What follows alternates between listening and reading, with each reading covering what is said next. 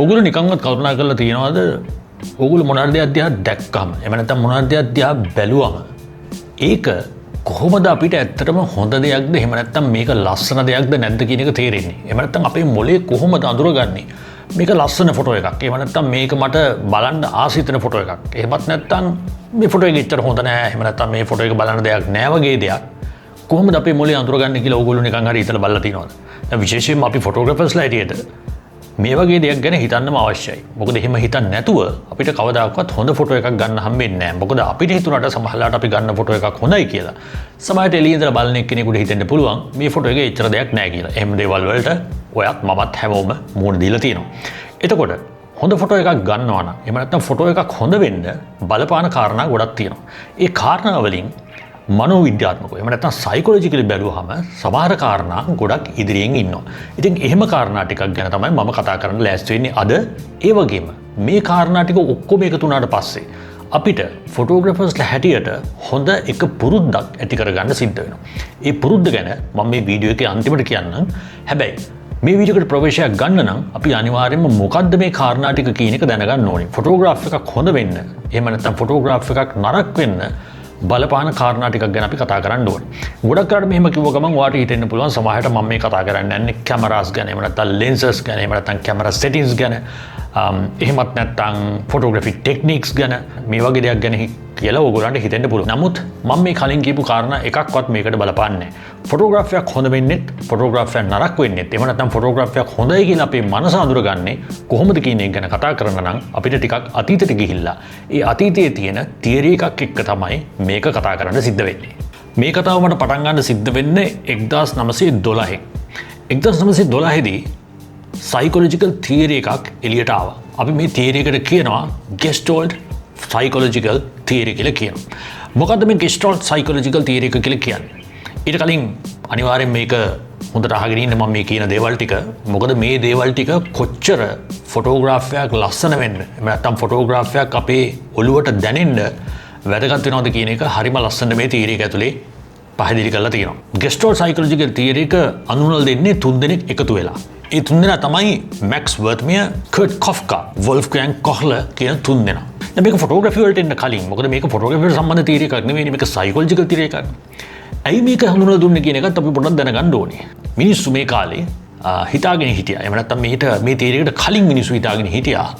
මිනිස්සු යම් කිසි දෙයක් දිහා දැක්කම ඇහින් ඒක අඳුරගෙන ඊට පස්සේ මොලෙන් ඒක මොකද්ද කියන රූපය හදාගෙන වෙන් වෙන් වශයෙන් ආපු රූප ගොඩක් මොලේ විසින් එකතු කරලා ඊට පස්සේ මොලේ විසින් අපිට මේ මොකද්ද කියන එක අඳුනලා දෙනවා කියන කතාවක් තමයි එක තියරි එකක් හැටියට මීට කලින් තිබුණේ. හැබැයි මේ අලුත්ම ගෙස්ටෝල්ට් තියරි එකත් එක්ක මේ කතාව පොඩ්ඩක් වෙනස් වෙනවා. මේ තියරි එකේ ප්‍රධාන කොටස් තුනක් ගැන කතා කරනවා. ඒ කියන්නේ මේ ප්‍රධාන කොටස් තුනෙන් තමයි මොලේ රූපයක් අඳුරගන්නේ කියලා කියනවා.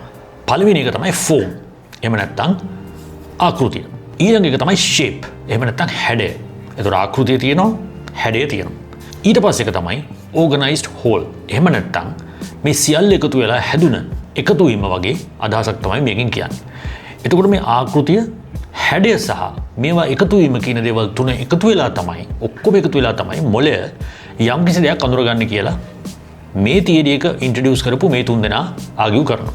මේ තියරි එක ඇතුලේ ඉඳලා බලනකොට අපිට අර කලින් කිව්ව ඇහැ මං යම් කිසි දෙයක් වෙන වෙනම දැකලා ඒක අඳුරගෙන මොලේ විසින් එකතු කරනවා කියන කතාවක් එනවනේ. නමුත් මෙතනදී ඒ කතාව කැඩෙනවා.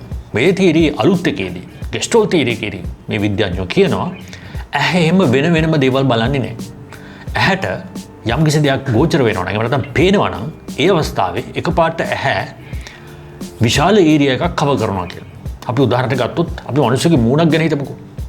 මිනිස්සුගේ මූණක් ගැන හිතුවොත් අපි යම් කිසි මිනිස්සෙක් දැක්කොත් අපි ඉස්සෙල්ලා එයාගේ ඇස් දෙක, ඊට පස්සේ නහය, එයාගේ කන් දෙක, එයාගේ කට, එයාගේ මූණ, එයාගේ කොණ්ඩේ දිහා බලලා නෙවෙයි එයාව අඳුරගන්නේ. අපිට එයාව එකපාරට දැක්ක ගමන් අඳුරගන්න පුළුවන්. ඒතර මේක ඊටාත්ම සංකීර්ණ දෙයක් වගේ පේනුනට හරි ඉක්මනට මේ දේ සිද්ධ වෙනවා. එතකොට මේ දේ සිද්ධ වෙන්නේ කොහොමද? ඇස විසින් ඇස දිහාවත්, නහය දිහාවත්, කන් දෙක දිහාවත් නෙවෙයි බලන්නේ. ඇස ඇත්තටම බලන්නේ ඕවරෝල් පික්චර් එකක් ගැන. එහෙම නැත්නම් අපි අර කලින් කතා කරපු සංකල්පය ඇතුලේ තමයි ඇස බලන්නේ. ඒ ඇස බලන සිග්නල් එක මොලේට ආවට පස්සේ මොලේ විසින් ඩිසයිඩ් කරනවා මේ ඉන්න පුද්ගලෙක් කියලා. එතකොට මේ කාරණාව ඉතාමත්ම වැදගත් ෆොටෝග්‍රැෆි ගැන කතා කරනකොට. මොකද අපි ෆොටෝග්‍රැෆර්ස්ලා හැටියට යම්කිසි ඡායාරූපයක් කරනවා නම් අපිට අවශ්‍ය වෙන මේ ඡායාරූපය බැලුබැල්මට එකපාර අඳුරගන්න පුළුවන් මට්ටමේ ඡායාරූපයක් කරන්න ඡායාරූප ශිල්පියෙක් හැටියට. එතකොට අපි හිතුවට අපි හොඳ ෆොටෝග්‍රාෆයක් අරගෙන මේ ෆොටෝග්‍රාෆ් එකේ ඉන්නවා ලස්සන කුරුල්ලෙක්.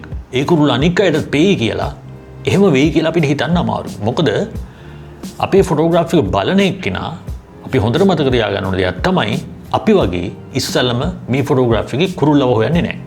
සමහරට එයා මේ ෆොටෝග්‍රාෆ් එක හෝලිස්ටික් විදිහට බලලා මේ ෆෝම් එක, ෂේප් එක සහ මේ ඔක්කොගම කම්බිනේෂන් එක ඇතුලේ බලලා එයා ඩිසයිඩ් කරන්න පුළුවන් මොකද්ද මේක ඇතුලේ තියෙන්නේ කියලා.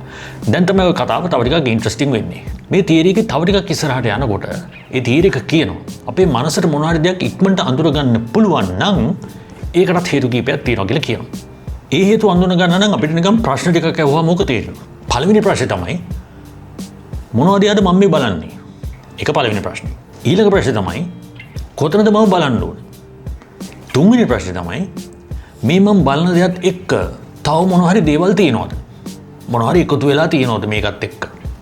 ඊළඟ ප්‍රශ්නේ තමයි මේ ෆොටෝ එක ඇතුලේ මම යම් කිසි තැනක් බලනවනේ. ඒ තැන බලන්න මගේ ඇහැ යොමු කරන්නේ මොන දේවල් විසින්ද? අනිවාර්යයෙන්ම අපේ මනස විසින් බලන දෙයක්. අන්තිම එක. ඒකත් වැදගත්ම දෙයක් තමයි මොකද්ද මේ වෙලාවේ සිද්ධ වෙන්නේ? එහෙම නැත්නම් අපි මොකක්ද හරි අපි සරලම කිව්වොත් ස්ටෝරි එක නැත්නම් කතාව. මොකද්ද මේ ෆොටෝ එකේ තියෙන කතන්දරේ? මේ කියන දේවල් පහ එකතු වෙලා තමයි අපිට යම්කිසි දර්ශනයක් දැක්කම ඡායාරූපයක් වෙන්න පුළුවන්. එහෙම නැත්නම් අපි බලන දෙයක් වෙන්න පුළුවන්. එහෙම නැත්නම් මේක චිත්‍රයක් වෙන්න පුළුවන්. right? ඒ වගේ විෂුවල් දෙයක් අපි දැක්කහම අපේ මනස මේක අඳුරගෙන මේක හොඳයිද නරකයිද කියලා වෙන් කරන්නේ මෙන්න මේ කාරණා පහ මුල් කරගෙන. එතකොට මේ කාරණා පහ දැන් අපිට පුළුවන් අපි මේ කාරණා පහ දන්නවනේ.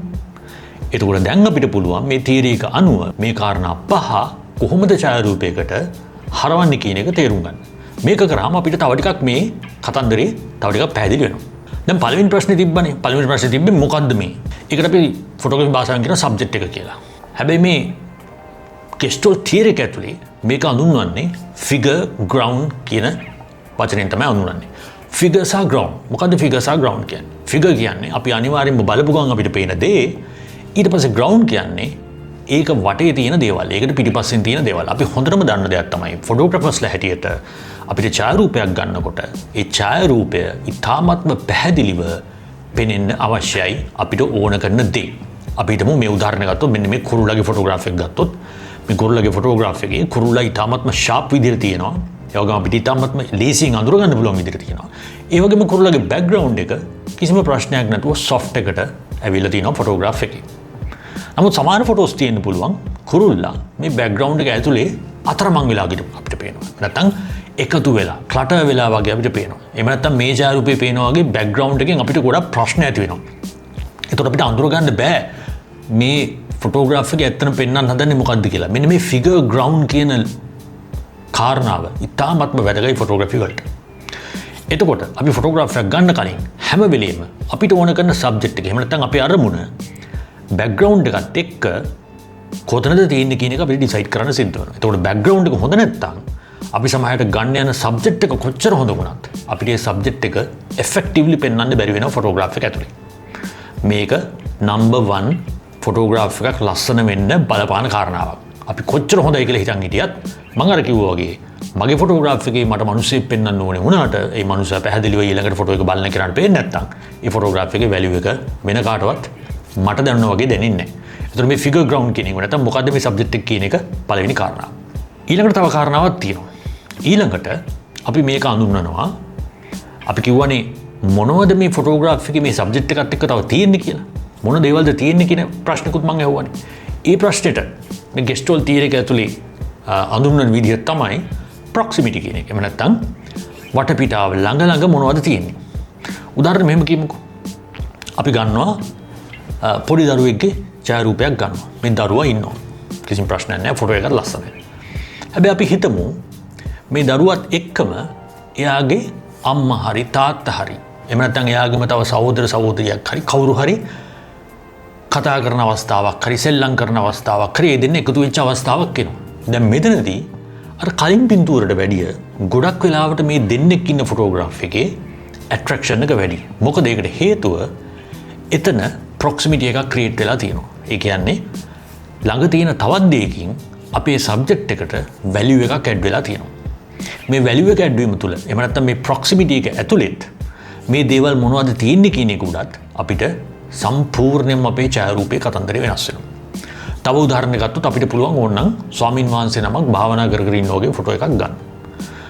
නමුත් මේ ස්වාමින් වහන්සේ භාවනා කර කර ඉන්නේ මොන වගේ පන්සලකද? එහෙම නැත්නම් මොන වගේ බෑග්ග්‍රවුන්ඩ් එකකද?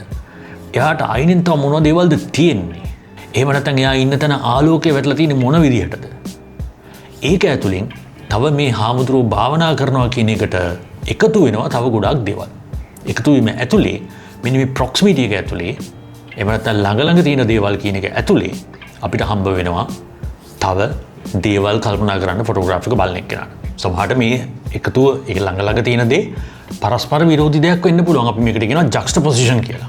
රයිට් කොම්පොසිෂන් වලදී එහෙම නැත්නම් ෆොටෝග්‍රැෆි තියරියකදී අපි අඳුනනවා ජක්ස්ටපොසිෂන් එක කියලා. ඒකෙදී ඡායාරූපයේ තියෙන දේවල් දෙක එකට එකක් සම්පූර්ණයෙන් වෙනස්. මේ පේන්නේ මේ වගේ ඡායාරූපයක් රයිට් වර්ණ වලින් ලොකු වෙනසක් මේ දෙන්න අතර තියෙනවා. ඒතකොට ඒක ඇතුලේ ප්‍රොක්සිමිටි එකක් ක්‍රියේට් වෙලා තියෙනවා. ළඟ ළඟ යම් කිසි දේවල් දෙකක් තියෙනවා දෙන්නට දෙන්න එකතු වෙලා මේ ඡායාරූපේ හදනවා. නමුත් ඒක ඇතුලේ ඒ දේ හැම වෙලෙම එකම දෙයක් වෙන්නම කියලා ඕන එකක් නැහැ. එතකොට අපිට ෆොටෝග්‍රාෆ් එකක් ගන්නකොට මේ කාරණාවත් අපිට ඊටමත්ම වැදගත් වෙනවා. ඊළඟට තව ඇහැට අපිට ලස්සන වෙන ෆොටෝග්‍රාෆ් එකක් හදන කාරණාවකුත් මේ තියරි එක ඇතුලේ කතා වෙනවා. ඒක තමයි මෙන්න මේ සිමිලැරිටි කියන එක. එහෙම නැත්නම් සමානකම කියන කාරණාව. අපි දැකලා තියෙනවා ඔය කොම්පොසිෂන් තියරිස් වල අපි මේක ගැන කතා කරනකොට කියනවා පැටර්න්ස් කියලා තියරි එකක් ගැන අපි අහලා තියෙනවා. කොම්පොසිෂන් රූල් එකක් ගැන අහලා තියෙනවා. මේ රූල් එකේ කියන්නේ මේක හරි සරලවම යම් කිසි දෙයක් දිහා අපි බලනකොට මේක ඇතුලේ රිද්මයක් එහෙම නැත්නම් පැටර්න් එකක් රටාවක් මැවිලා තියෙනවා නම් ඒ ඡායාරූපයත් අපි ඔළුවට බදිනවා. නැත්නම් අපිට හිතෙනවා මේක මරු. ඒ පැටර්න් එකක් කියලා කියන්නේ මෙන්න මේ වගේ දේවල්. අපි ගත්තොත් ගොඩක් මේ ආකිටෙක්චරල් රියල් එස්ටේට් ෆොටෝග්‍රාෆ් වලදී එහෙම නැත්නම් ස්ට්‍රීට් ට්‍රැවල් ෆොටෝග්‍රැෆි වලදී විශේෂයෙන්ම නැත්නම් කලාත්මක ෆොටෝග්‍රැෆි වලදී මේ පැටර්න් කියන දේ හදටම පාවිච්චි වෙනවා. ඒ පැටර්න් එකකදී මිනිස්සුන්ගේ ඇස් නවතිනවා. මිනිස්සු නැවතිලා එතන බලනවා මොකද්ද මේ පැටර්න් එක. මම දැන් ටිකක් වෙලාවට අපිට නිකන් හරි පොඩි මෝහණය වීමකට වගේ ලක් වෙනවා මේ පැටර්න් එකක් දැක්කහම. මම දැන් ඇත්තට මෙහෙම වෙනවද කියලා. අපි නිකන් හැමදේම නිකන් එක විදිහට දැකලා කොහෙද තැනක පැටර්න් එකක් දැක්කම වාහ් කියලා අමුතු නිකන් පොඩි ෆීලිං එකක් එනවා. මේකත් අපිට පාවිච්චි කරන්න පුළුවන් ෆොටෝග්‍රැෆි වලදී. එතකොට මේ ගෙස්ටෝල් තියරි එකේදී මේ පැටර්න්ස් කියන එක ගැන කතා කරලා තියෙනවා. ඒ කියන්නේ පැටර්න් එකක් දැක්කහම මිනිස්සු එක නැවතිලා බලනවා කියන එක හඳුන්වලා තියෙනවා. එතකොට පැටර්න් එකක් අපිට පැටර්න් එකක් හැටියටම තියන්නත් පුළුවන්. එහෙම නැත්නම් මේ පේන වගේ අපිට පැටර්න් එකක් ඕන පොඩ්ඩක් කඩන්නත් පුළුවන්. ඒතර පැටර්න් එක ඇතුලේ පැටර්න් එකෙන් එළියට එන යම් කිසි දෙයක් තියෙනවා. රටාවෙන් පිටට පයින් යම් කිසි දෙයක් තියෙනවා නම් ඒ දෙයටත් අපේ ඇහැ. ඒතර මේකත් ඊටම්බත්ම වැදගත් ෆොටෝග්‍රැෆර් කෙනෙක් හැටියට. ඒතර පැටර්න්ස් අපි දකින්න පුරුදු වෙන්න ඕනේ. ඊට පස්සේ මතක තව ප්‍රශ්නයක් මම අහුවා. ඒ ප්‍රශ්නේ තමයි මේ හැම එකටම මගේ ඇහැ අරගෙන යන්නේ කොහොමද? මොන විදිහටද මගේ ඇහැ මෙතනට යන්නේ? මේකට ෆොටෝග්‍රැෆි දන්න කට්ටිය කියනවා ලීඩින් ලයින්ස් කියලා. එතකොට මේ ලයින්ස් වලින් අපිට අවශ්‍ය තැනට යනවා කියන එක මේ තියරි එක ඇතුළේ ඇත්තටම අඳුනන්නේ කන්ටිනියුේෂන් කියලා. يعني දිගටම යෑම. එහෙම නැත්නම් දිගටම කරගෙන යාම. එතකොට මේ කන්ටිනියුේෂන් කියන එක ඇතුළේ එහෙම නැත්නම් ලයින්ස් වලින් ඡායාරූපේ අපිට අවශ්‍ය තැනට ගෙනියනවා කියන එකත් හරිම ලස්සන ටෙක්නික් එකක්. ෆොටෝග්‍රාෆි එක ඇතුළේ රේඛා පාවිච්චි කරලා අපි මේ ෆොටෝග්‍රාෆි එකේ සබ්ජෙක්ට් එකට එහෙම නැත්නම් මේ කතා කරමු පැටර්න්ස් වලට ප්‍රොක්සිමිටි එකට එහෙම නැත්නම් සබ්ජෙක්ට් එකට මේ හැමතැනම අපිව ගෙනියන්න පුළුවන් කියලා. මේ තියෙන මේ වගේ උදාහරණ. මේවා අපිට නේචර් එකේ හම්බ වෙනවා. ගොඩක් වෙලාවට ස්ට්‍රීට් එකේ හම්බ වෙනවා. එහෙම නැත්නම් අපිට මේවා ක්‍රියේට් කරන්න පුළුවන්. මේ ලීඩින් ලයින්ස් කියන එක නැත්නම් මේ පාර මොනවා දිගේද අපි මේ ඡායාරූපයේ අවශ්‍ය තැනට අපේ ඇහැ යන්නේ කියන එක. මොකද මම කියවනේ අපේ ඇහැ ගෙනියන තැන උඩ තමයි මේක ඔක්කොම රඳාපවතින්නේ කියලා. දැන් සමහරවිට අපිට මෙහෙම හැම වෙලෙම ලීඩින් ලයින්ස් හම්බෙන්නේ නැහැ ඡායාරූපවල. එහෙම නැති වෙච්ච වෙලාවට අපිට ඔය අනික් ක්‍රම පාවිච්චි කරන්න පුළුවන්. කොම්පොසිෂන් ගැන දන්න කට්ටියට මේක වැඩි හොඳට තේරෙනවා. නමුත් ඔයගොල්ලෝ කොම්පොසිෂන් ගැන එහෙම ලොකු ඉගෙන නැත්තම් ඒව ගැන පොඩ්ඩක් ඉගෙන ගන්න. මොකද ඒක ඇතුලේ මේ මම මේ කතා කරන දේවල් වලට ගොඩක් සමානකම් තියෙනවා. මේ ටෙක්නික් එක හොඳට ෆොටෝග්‍රැෆි ගැන දන්න කට්ටිය අනිවාර්යෙන් පාවිච්චි කරන ටෙක්නික් එකක්. ඒ වගේම ෆොටෝග්‍රැෆි කරන කට්ටිය මේක ඉගෙන ගන්නත් ඕන ටෙක්නික් එකක්. දැන් එනවා අන්තිම ප්‍රශ්නෙට. මොකද්ද මේකේ තියෙන කතන්දරය? මොකද්ද මෙතන වෙන්නේ කියන එක.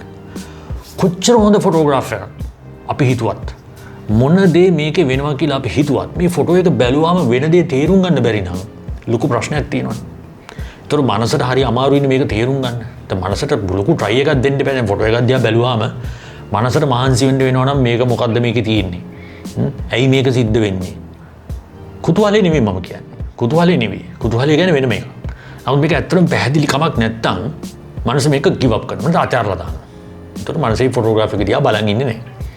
මේ කාරණාව ඉතාමත්ම වැදගත්. අපි යම් කිසි දෙයක් බැලුවාම මේ තියරි එකේ කියන විදිහට ඒ බලන දෙයට අපිට කුතුහලයක් ඇති කරන්න පුළුවන් නම් එහෙම නැත්නම් මේ බලන දේ ඇතුලේ අපිට කතාවක් කියවෙනවා නම් ස්ටෝරි එකක් තියෙනවා නම් ඒක අපිට සමීපයි. මේක ඉමෝෂනල් දෙයක් නේ. ඒතකොට ඒක ඇතුලේ අපිට තව හොඳ ඡායාරූපයක් ගොඩනගන්න අවස්ථාවක් තියෙනවා. හොඳම උදාහරණයක් මම කියන්නම්. අපි බල්ලෙක්ගේ ෆොටෝග්‍රාෆ් එකක් ගන්න. ඒ බල්ලගේ ෆොටෝග්‍රාෆ් එක ටෙක්නිකලි ඒ ඉන්නේ මගේ බල්ලා නම් මට ඒක ගොඩක් ඉමෝෂනල්. මට ඒක හරි ආසයි. මොකද මේ මගේ බල්ලානේ. නමුත් පිටින් ඉඳලා බලන එක්කෙනෙකුට සමහරට එයා තවත් එක බල්ලෙක් වෙන්න පුළුවන්. හොඳද? එතකොට කොහොමද එහෙමනම් මගේ බල්ලගේ ඡායාරූපයක් තවත් එක්කෙනෙකුට ලස්සන විදිහට පෙන්වන්නේ? එතකොට මේ මම මේ කතා කරපු කාරණා ටික ඒතර එකතු කරගන්න සිද්ධ වෙනවා. මේ සබ්ජෙක්ට් එක පැහැදිලිව පේන්න ඕනේ. ඒ සබ්ජෙක්ට් එකත් එක්ක තව මොනවා හරි යන දෙයක් ඒකට එකතු වෙන්න ඕනේ.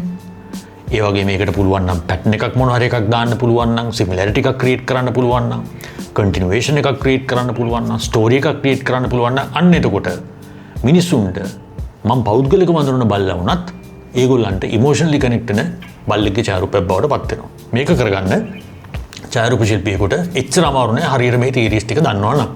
දැන් මේ ගෙස්ටෝල් තියරි කියන එක ඇත්තම ඡායාරූපකරණයට කලින් ගොඩාක් වෙන ෆීල්ඩ්ස් වල පාවිච්චි වුණා. ග්‍රැෆික් ඩිසයින් වලදී, චිත්‍රවලදී, එහෙම නැත්නම් මාකටිං වලදී, ආකිටෙක්චර් ප්‍රොජෙක්ට්ස් වලදී මේ වගේ දේවල්දී ගොඩක් කට්ටිය පාවිච්චි කරා. මේ අවුරුදු 100ක් විතර පරණ තියරි එකක්නේ. ඒතර මේ තියරි එක හොයාගන්නත් කලින් අවුරුදු 10 ගණනකට කලින් මේව චිත්‍ර ශිල්පියෝ ඒ වගේ කට්ටියත් මේව පාවිච්චි කරන්න ඉතින් ඒකට මේක තියරි එකක් හැටියට කොහෙවත් තැනකට ගෙනල්ලා තිබුණේ.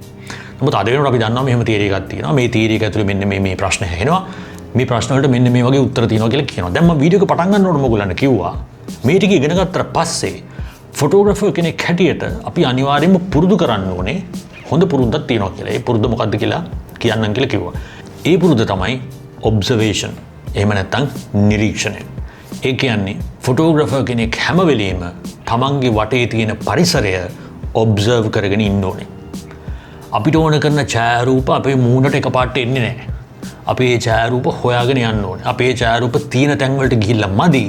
ඒ ඡායාරූප සිද්ධ වෙන්නේ කොහොමද කියන එක සම්බන්ධව නිරීක්ෂණය කරගෙන ඉන්න ඕනේ. මේ කියන විදිහේ සබ්ජෙක්ට් එකක් අයිසොලේට් වෙලා බෑග්ග්‍රවුන්ඩ් එකෙන් තියෙනවද? එහෙම නැත්නම් මේ කියන සබ්ජෙක්ට් එක බෑග්ග්‍රවුන්ඩ් එකේ එකතු වෙලා එහෙම නැත්නම් ඒකේ වටේ තියෙන දෙයක් එක්ක එකතු වෙලා අපිට මොනවා හරි හොඳ ලස්සන දර්ශනයක් මවනවද? මේ දර්ශනේ මවන අතර ඒක ඇතුලේ පැටර්න් එකක් මොනවා හරි එකක් තියෙනවද? ඒ දර්ශනයට අපිට හැගෙන යන්න යම්කිසි ක්‍රමයක් තියෙනවද? ඒ වගේ මේ දර්ශනේ ඔක්කොම හැදුනාට පස්සේ මේක ඇතුලේ කතාවක් ඇති වෙලා තියෙනවා. මේ දේවල් ටික නිරීක්ෂණයකින් තොරව කිසිම කෙනෙකුට පෙනෙන්නේ නැහැ. මොකද මේ ඡායාරූප ගන්නකොට අපි ගොඩක් කරලා ස්ට්‍රීට් ෆොටෝග්‍රාෆ් එකක් ගන්නවා නම් ඒ ස්ට්‍රීට් එකේ අයගේ ජීවිතේ නෙවෙයි අපේ ජීවිතය. ඒක ඡායාරූපයකට නගන්නවත් කලින් මේ නිරීක්ෂණය කියන එක ඉතාමත්ම වැදගත්. මේක ඔයා ස්ට්‍රීට් ෆොටෝග්‍රාෆර් කෙනෙක්ද, වයිල්ඩ් ලයිෆ් ෆොටෝග්‍රාෆර් කෙනෙක්ද, ලෑන්ඩ්ස්කේප් එහෙම නැත්නම් කමර්ෂල් වැඩක් කරන කෙනෙක්ද කියන එක උඩ නෙවෙයි මේක ඩිපෙන්ඩ් වෙන්නේ. මේක ඩිපෙන්ඩ් වෙනවා මොන වගේ පුද්ගලයෙක්ද ඒ පුද්ගලයා විසින් අවට ලෝකය නිරීක්ෂණය කරන්න කොහොමද කියන එක උඩ තමයි මේක තීරණය වෙන්නේ.